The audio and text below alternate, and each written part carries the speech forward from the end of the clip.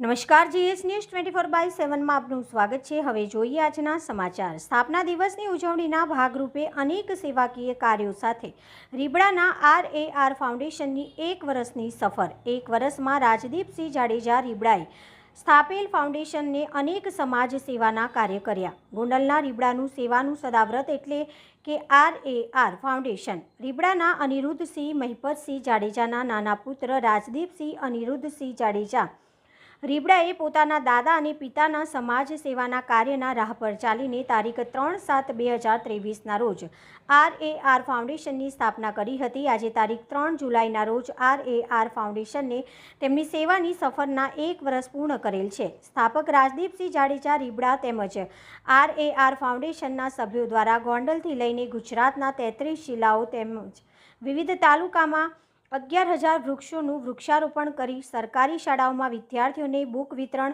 સરકારી સારવાર કેન્દ્રમાં દર્દીઓને ફ્રૂટ વિતરણ, મહારક્તદાન કેમ્પ, ગરીબોનું ઘરનું ઘર સહિતના અનેક સમાજ સેવાના કાર્યો કર્યા છે। રાજદીપસિંહ જાડેજાએ આજરોજ તારીખ 3 જુલાઈના રોજ RAR ફાઉન્ડેશનના સ્થાપનાને 1 વર્ષ પૂર્ણ થવાની સાથે સ્થાપના દિવસની ઉજવણીના ભાગરૂપે સરકારી હોસ્પિટલમાં દર્દીઓને ફ્રૂટ વિતરણ, વૃક્ષારોપણ સહિતના કાર્યક્રમો યોજીને ઉજવણી કરી।